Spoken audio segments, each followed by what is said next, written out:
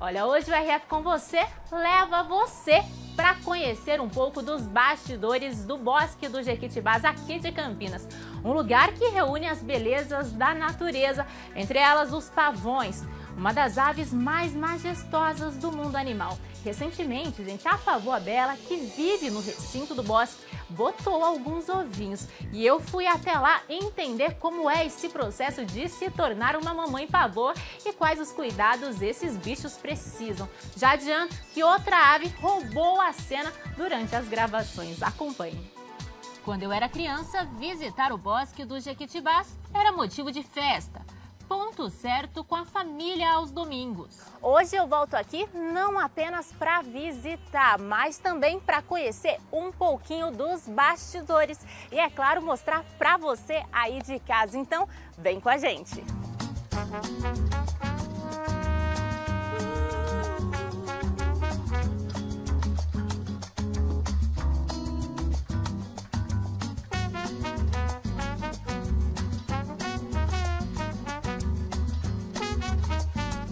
Olha, eu nunca imaginei, mas hoje estou dentro do recinto das aves aqui no Bosque do Jequitibás. E, gente, para falar aí de uma das aves mais majestosas da natureza, o pavão, mas não foi à toa não, viu? Tem um motivo especial para a gente estar aqui, afinal, a pavoa bela botou 5 ovinhos. Sabe o que isso significa? Que a família está aumentando. E quem vai ajudar a gente a entender aí um pouco sobre esse processo, esse nascimento que está chegando, é a Bianca Mendes, veterinária aqui do Bosque. Bianca, conta pra gente, já era esperado aí que esse acasalamento acontecesse? Você estava contando que foi no final do ano passado. Isso, foi no finalzinho, a gente já estava esperando já por esse acasalamento, né? E pela contagem dos ovos. Só que dessa vez foi mais ovos do que a gente esperava. Foram 5 ovos, né? Da outra vez a gente conseguiu aí totalizar 3 ovos e dessa vez foi 5 ovos. Então, em cada botada, são menos ovos que eles tendem aí a botar, é isso? A questão da pavoa mesmo, em recinto e em um lugar que é um cativeiro, a tendência é ser menor, né? Porque esse animal, na natureza, eles colocam de 20 a 30 ovos, né? Então, vem lá o período de acasalamento de setembro a janeiro. Acontece também de colocar 2 vezes no ano, mas vem de 20 a 30 ovos. Então, a condição que ela vive, né? Um acasalamento, é totalmente mais restrita, diferente do que na natureza. Então, a tendência é diminuir os ovos, mas aí dessa vez foram 5 ovos. E nesse caso, né? Teve o acasalamento, você contou pra gente que foi em meados aí de novembro de 2023. Foi isso mesmo. Aí colocou os ovinhos aí. No comecinho de janeiro a gente já conseguiu, né, visualizar que ela já tinha feito o ninho dela mesmo, já tinha colocado ali os ovos, então a gente já começou a contar de janeiro pra cá aí o período de fertilização aí dos ovos. Esse processo de acasalamento, então, demora cerca de 2 meses aí para nascer o ovinho, para ela botar de fato, é isso? Até um pouco menos, né? Chega aí mais ou menos em 30 dias e já começa a nascer os ovinhos. Vamos chegar aqui, vamos andando aqui ó, no recinto, gente, porque a pavoa bela tá ali, ó, bem bonita, esperando a gente. Olha só, a pavoa bela, né, no caso, você estava contando que ela quebrou aí alguns ovinhos. Por que isso acontece? Quantos ovinhos restaram, Bianca? Olha, que a gente visualizou aqui, restou um ovo, né? O outro a gente deixou ele numa condição separada, né, de chocadeira, mas ela mesmo começou a se estressar com o ambiente e ela acabou estourando alguns ovos, né? Sobrou apenas um ovo e aí a gente deixou ele bem quietinho, sem estressar muito ela. A partir do momento aí que vocês identificaram, né, os ovos que ela já tinha botado, vocês trouxeram, separaram ela. Por quê? O fato dela estar nesse recinto com tantas outras aves de outras espécies influencia nisso? Influencia porque a gente tem no recinto com ela aqui outros predadores, né? Então aí a gente deixou ela separada para não ter também aquele estresse do ambiente, né? No caso, quais predadores aí a gente encontra aqui no recinto? A gente tem o jacupemba, tem o mutum, né? E ela mesma também, por sentir que o lugar ali é estressante, ela mesma acaba abandonando os ovos ou estourando os ovos. O Tony mostrou pra gente agora as imagens, né, do ovinho que restou. O outro você estava contando que foi para uma incubadora. Qual é o processo que vocês vão realizar lá? Tentar salvar ele? Isso, a gente deixou numa chocadeira, né? Pra gente conseguir visualizar que ele tá fértil e tudo. Então a gente deixou numa chocadeira para ver se a gente consegue ali dar encaminhamento e para conseguir ver se a gente aumenta a espécie aqui dentro mesmo. A Bela é daqui, né? É nascida aqui, ela tem 5 anos com a gente. Então vamos ver se a gente consegue deixar o futuro dela por aqui. Olha que bacana, gente. Olha, o ovinho que restou aqui, como é que funciona? Ela tem que chegar ali e fazer um carinho nele, cuidar, igual como se fosse uma galinha, ou não? Tem que estar ali chocando, ela dá uma saidinha, vem, se alimenta, dá uma andada pelo recinto e volta depois de novo para o lugar, para estar chocando. No caso, né, a gente vê ali o pavão mais colorido, o bonitão da vez, gente. Esse pavão, ele é o macho? É o macho. Qual que é a diferença aí que a gente consegue identificar entre o macho e a fêmea? O macho tem as penas, né, para estar cortejando a fêmea, então ele é muito mais colorido, ele é muito mais vistoso do que a fêmea. E aí agora, como o período de acasalamento terminou, né, para ele não cortejar mais, ele tem a troca de penas. Então cai as penas dele e aí depois vem muito mais bonito e muito maior a pena. Olha que curiosidade bacana. Então as penas é para chamar a atenção da fêmea? Para chamar a atenção da fêmea, para estar cortejando, né? E como funciona esse processo de troca aí das penas? Vai caindo mesmo conforme até o finalzinho ali do ano, que é entre setembro, outubro, aí vem nascendo outras penas muito maiores, bem mais coloridas. Mais vistosas, Isso, então. Isso. Voltando aí a falar então, né, dessa questão do ovinho. Em média, quanto tempo demora para nascer? Já tem mais de 30 dias que ele tá aqui? 28 a 30 dias. Não chegou ainda aos 30 dias, porque a gente pegou bem no finalzinho mesmo, né, de janeiro. Então ainda não tem os 30 dias, mas a gente está quase na reta final já, eu acredito. Que bacana. E como é que tá a expectativa para esse nascimento? Ah, tá todo mundo aqui mais chocando o ovo do que a pavoa. Tá todo mundo bem ansioso, porque é uma novidade pra gente, é mostrar que o animal vive bem, é mostrar que a gente dá uma qualidade de vida muito adequada pro bicho aqui dentro e que a gente consegue, né, ao longo, dando essa qualidade de vida para ele, fazer com que ele consiga se reproduzir e viver bem. É para quebrar aquela história também, né, de que bosque, né, é feito aí só para exibir os animais. Isso. Aqui, não que a gente, né, quer provar, mas a gente mostra o quanto é importante o zoológico, o quanto tem uma importância na vida dos animais, tanto em relação ao tráfico e a venda ilegal, né? E aí, aqui o zoológico a gente mostra que a gente cuida bem, tem uma alimentação balanceada, com nutricionista, a gente tem tratadores especializados para estar cuidando deles, tratando. Então a gente consegue mostrar que, além do resgate, além, né, que a gente consegue estar acolhendo os animais aqui, a gente cuida bem deles, né? Então isso é o primordial, a gente conseguir fazer com que eles se reproduzam aqui. Com certeza, é um trabalho, gente, muito bacana. Afinal, lembrando aí, né, a Bianca tocou nesse assunto de tráfico dos animais, as aves silvestres estão entre as mais traficadas aí, um dos crimes que mais são realizados no nosso país. Então tem que ter toda essa atenção, esse trabalho de cuidado com essas aves. Com certeza. E aí a gente trata eles aqui com muito amor e carinho, né, muita dedicação também, porque quem estudou e quem cuida deles aqui é porque realmente gosta. Então a gente tem o maior zelo aqui com os animais e com as aves mesmo. Vamos falar de rotina então dos bichos aqui dentro desse recinto? A gente acompanha aqui, ó, mostra pra gente, ô Tony, a ração deles, né? Uma comida diferente. Como é que funciona essa questão da alimentação? Isso, aqui no recinto o tratador, antes dele trazer a alimentação, ela é feita com um biólogo, né? E com especializado ali em nutrição, para estar colocando balanceadamente a alimentação deles. Aqui a gente pode ver que tem bastante fruta, né? A gente tem também as folhagens, verduras, ração, girassol. Então a gente tem bastante coisa ali que é o natural deles na natureza.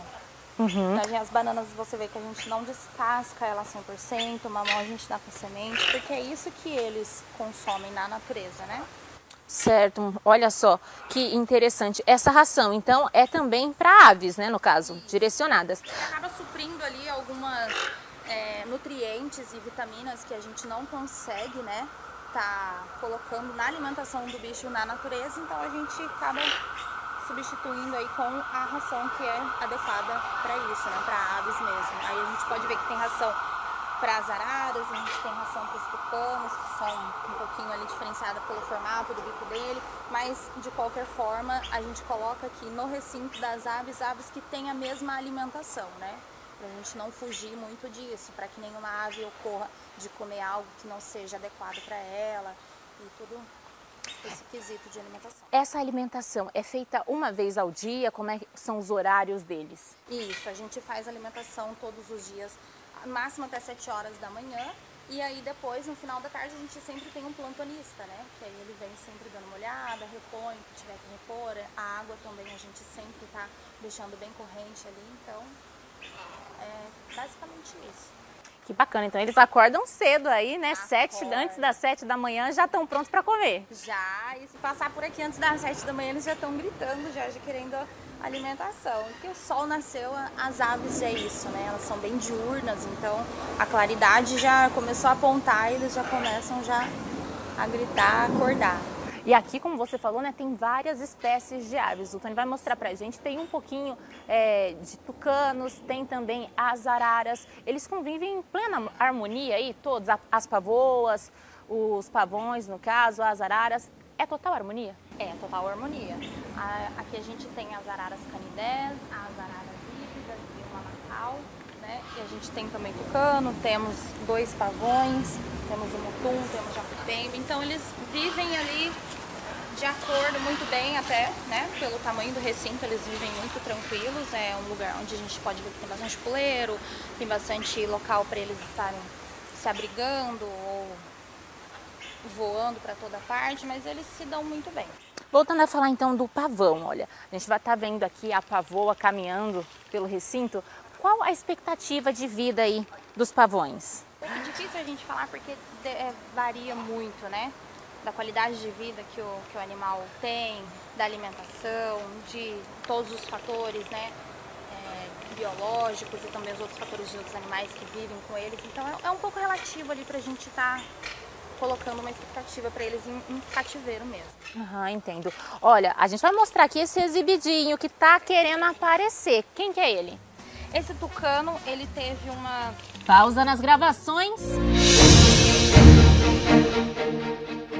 E parece que o tucano não gostou muito do nosso câmera, não.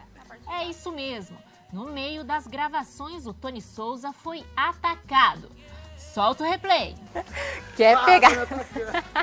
Ô, Bianca, por essa ninguém esperava, né? O tucano atacou a nossa equipe aqui do nada. Eu esperaria de outras aves aqui, principalmente do outro pavão, que às vezes ele dá uma estranhada, mas desse tucano não. Surpreendeu, gente. Mas vamos seguir falando dele aqui, que ele deu uma acalmadinha ali. Deu. Conta pra gente, né? Você falou da questão do bico dele. Ele já chegou aqui com o bico quebrado? Isso, tinha uma pequena fratura, né, no bico dele. E aí ele, brigando com os de fora, ele mesmo acabou trincando ali, quebrando aquela parte, né, do bico de baixo. E aí a gente tem alguns parceiros, né, médicos veterinários que fazem ali bastante cirurgias.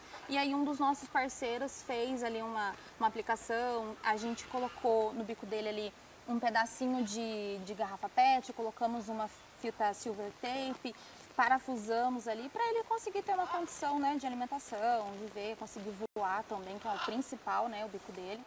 E aí, mas ele vive super bem, né? Tanto que a gente conseguiu ver hoje aqui.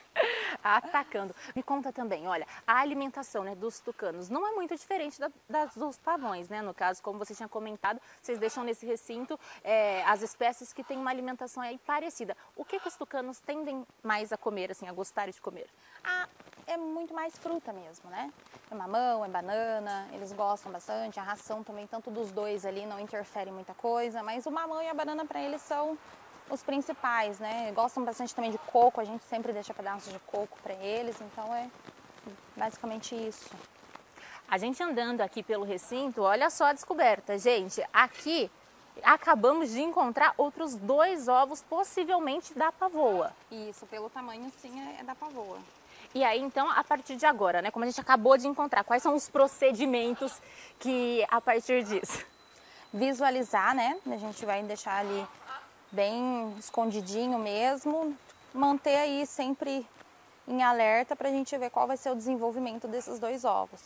A expectativa, então, é que pelo menos 4 aí nasçam, né? Porque já temos 2 aqui, um outro ali dentro e mais uma incubadora. A expectativa é grande, agora até aumentou, a gente ficou até surpresa agora, mas é manter a expectativa em alta e zelar, deixar bem bem zeladinho ali, bem escondidinho também, que aí sim vinga.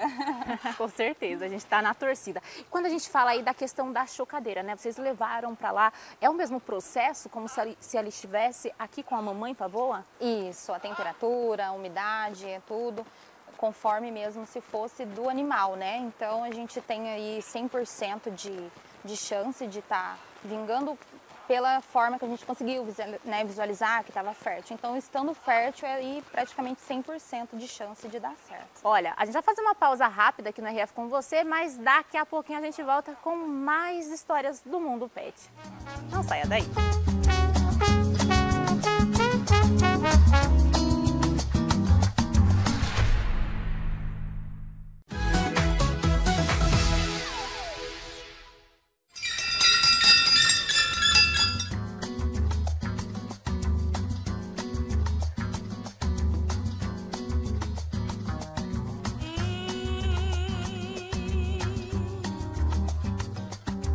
Estamos de volta aqui no RF com você e olha, Tony tá aí mostrando pra gente, né, as araras que roubam também a cena aqui. A gente tava falando aqui da grande estrela que na verdade hoje, no programa de hoje, era a pavoa, mas o tucano roubou a cena, né, gente? Então não tem como a gente deixar de falar deles. Conta pra gente, eles são monogâmicos, né? Você tava falando aí que eles são monogâmicos, tem só um parceiro, então normalmente essas duplinhas que a gente vê são um casal, é isso? Isso, geralmente sim. As araras, elas procuram, né? Sempre estar ali do lado de uma da outra, então esses animais como são monogâmicos, então ele procura um parceiro e dali fica. Aqui, qual a história dessas araras? Elas são todas de resgate? Isso, mais da metade delas são de resgate, né? Vieram aí pela Polícia Ambiental ou pela Guarda Municipal, né? Que são as instituições que trazem elas para cá e vieram de resgate ou de venda ilegal ou de pessoas que não tinham, né, autorização para ter, e aí a Polícia Ambiental, por alguma denúncia ou por alguma condição, né, de força maior, eles vai até a residência da pessoa e faz ali aquela apreensão e aí traz pra gente para ter um devido lugar, o espaço, né, e a qualidade de vida deles. E como funciona esse processo de adaptação das araras aqui no recinto, por exemplo? Assim que elas chegam, vocês já colocam ela em contato com os outros animais ou não? Não, aí quando a gente pega, né, o animal, a gente faz ali a primeira triagem, a gente, né, avalia se precisa de algum medicamento, se não precisa, se tá tudo bem ali com a saúde, e aí a gente coloca, né, eles em uma quarentena e aí a gente deixa eles em um período ali como se fosse um resguardo mesmo, para a gente ver se não vai apresentar nenhum tipo de doença, se não vai apresentar nenhuma outra condição, né, fisiológica. E aí depois a gente faz uma pré-adaptação, a gente coloca algumas vezes dentro do recinto, em uma outra gaiola, para as outras araras sentirem o cheiro, ver, né, que tem um outro animal. E aí depois que a gente solta ela de fato. A gente também avalia se o animal tem condição de voar, né? Então a gente sempre tem um cuidado aí bem grande com eles para não estar colocando o animal também em risco, né, com os outros, que acaba vendo que o animal não tem aquela condição para estar junto com eles, então acaba ali tendo um choque entre eles. É um processo longo então, pelo que você está me contando. É um processo longo aí, bem cuidadoso, né, a gente avalia tudo para ele não ter também aquela estranheza, né, de chegar em um ambiente, porque muitos desses animais tinham contato com os humanos. Então eles são humanizados, não tem só aquele contato com animais, então a gente faz aí com eles uma pré-adaptaçãozinha para estar colocando eles no recinto. Você comentou agora que nesse processo, né, de adaptação vocês avaliam se elas conseguem voar. Elas costumam chegar aqui e não estar voando por ser humanizadas? A maioria delas chegam aqui com as asas cortadas. Então aí a gente espera algum período para estar crescendo, aí dependendo do tanto que foi cortada a asa, aí chega até uns 6 meses para estar crescendo de novo. E aí a gente coloca eles em um recinto maior no extra que a gente tem aqui, para ele estar aprendendo a voar, para ele não se machucar, para ter aí uma condição melhor, e aí depois a gente coloca aqui. Eles não voam pelo fato de estar humanizado, então as pessoas, né, para ter esse animal em casa, acaba cortando a asa, né, para não escapar, não fugir, então aí a gente tem esse zelo para estar olhando as asas dele, né. Que judiação, isso prejudica muito, né, eu imagino o bem-estar aí do animal, né, o fato de cortar as asas. A qualidade de vida deles muda totalmente, né, é aves, né. Então são animais que, mesmo que empuleram, mesmo que conseguem andar em superfícies, mas eles necessitam de voar, né. Então acaba causando um trauma aí para o animal que, conforme eles vão aprendendo a voar de grande, acaba machucando, acaba caindo, não tem controle ainda do seu corpo e aí acaba causando trauma neles, porque eles são animais que têm uma memória muito boa. Se causa algo, alguma coisa ali que causou para ele ali um susto, um trauma, então eles evitam de estar fazendo aquilo.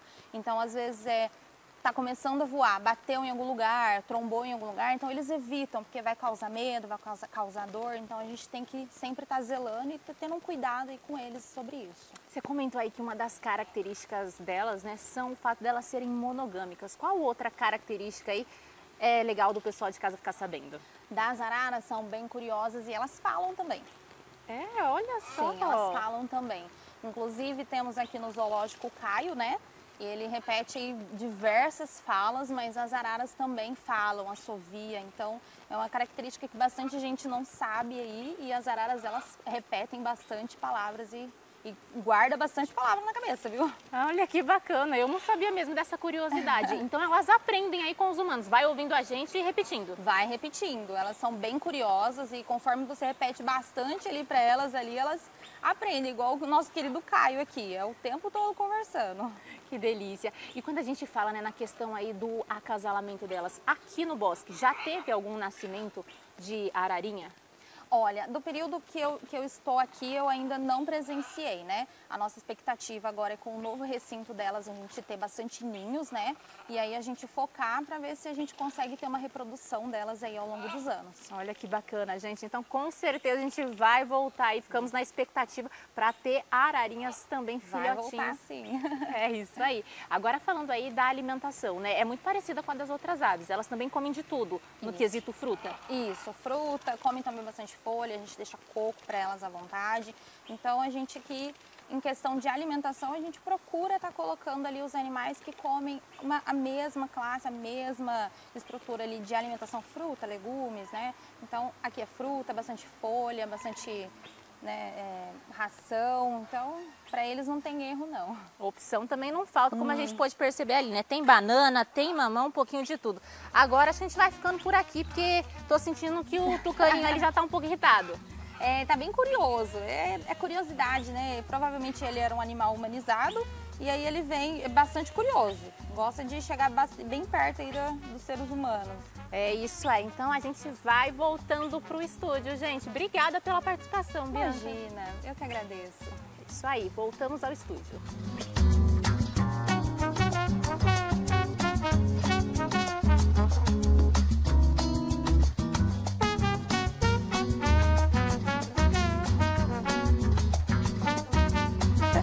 Quer pegar? Oh, gente, que matéria mais legal, né? Muito curioso aí a forma como eles são tratados. A gente que vai visitar nem imagina todo o processo que é. E vocês viram aí, né? O tucano atacou o nosso repórter cinematográfico, Tony Souza, no meio da reportagem. Vamos ver a imagem de novo? Recupera pra gente aí.